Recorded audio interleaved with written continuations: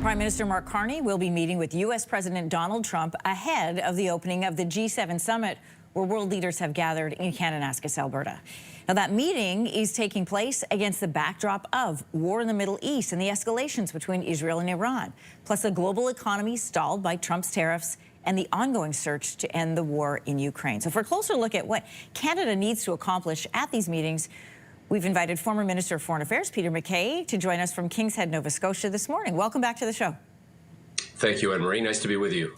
So when we take into consideration all of the issues that we've just outlined, what does success for Prime Minister Mark Carney look like at this summit? Well, it's tempting to say to not make things worse or aggravate the president, but it's certainly not that simple.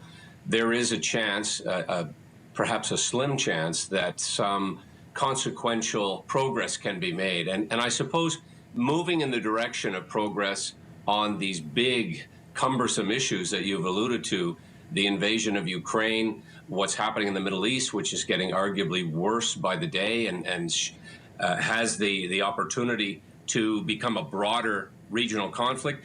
And let's not overlook what's happening in the South China Sea between China, Taiwan, and that entire region. And then you have other big issues that hit closer to home. You referenced trade. There was political assassinations in the United States. This is a arguably volatile time for these world leaders to be coming together. And we've, as you know, we've added others to the mix. It is beyond just the 7 countries that make up the G7.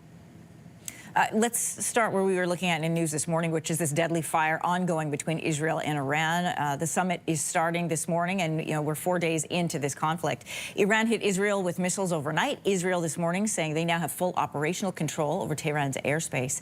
How does this conflict shape the discussions that will be happening in Alberta? Well, the United States has sort of denied culpability in any of this, but suffice it to say that the U.S. could quickly become embroiled in this conflict in the region.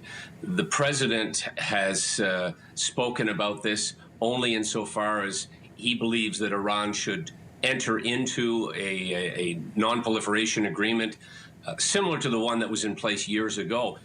I don't see that happening, sadly, anytime soon. And so it does very much have the possibility of overtaking the events of these discussions happening in Kananaskis. I can't see how world leaders could possibly avoid this or try to put it to one side. Similarly, with Mr. Zelensky in Alberta, there is going to be a lot of pressure for world leaders to turn their attention back to the Ukraine. The challenging is, of course, there is only so much space on the agenda, and all of the bilateral meetings that will be attempting to be scheduled are going to take up a lot of the leaders' time, like the one that happened yesterday between Mr. Carney and the Prime Minister of Great Britain. We saw that, and then this morning at 11 o'clock Eastern, we know that U.S. President Donald Trump and Prime Minister Mark Carney are meeting. It's interesting, the words that people are using now, we don't talk about deals coming out of this G7 summit, we talk about frameworks of deals, because really that's all that seems to be happening globally. But right off of his birthday celebrations, U.S. President Trump will be meeting with other world leaders, and what I find interesting about this is the first time we're going to see him outside of the Oval Office, meeting with these leaders. This will be not on his home turf. He's going to be surrounded by people whose countries he's levied tariffs against. So what do you think the dynamic is in the room between him and the other members, plus the other invitees, as you mentioned? Well, it will be tense, and perhaps to make an allusion to Alberta, don't poke the bear. I think they all want to come away with a de-escalation plan, but at the same time, it will very much depend on the mood of the president. Maybe coming off this military parade in Washington and his birthday celebrations, he'll be in a good frame of mind. But that is really in the wind. It's very, very difficult to predict, very uncertain which version of Donald J. Trump will show up. But the fact that he's there, the fact that there will be an opportunity to have these face-to-face meetings, put these issues on the table, talk about getting back to what some would call a normalization of trade relations and, of course, supply chain and all of the economic fallout that is going to inevitably affect the United States as well. These are the issues of our time.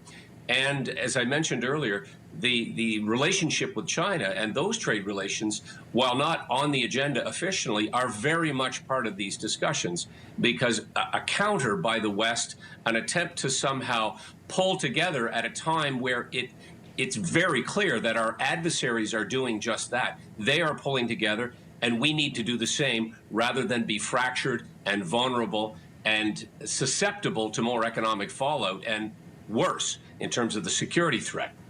You know, you framed it so nicely. I keep thinking of what they refer to as the family photo, where all the leaders stand together. That's happening a little bit later this evening.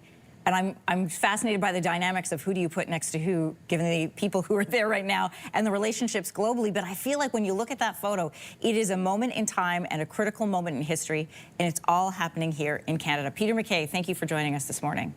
My pleasure, Anne-Marie. Thank you. If you like that video, make sure to subscribe to the Your Morning YouTube feed, where you can find all kinds of new content posted every weekday morning.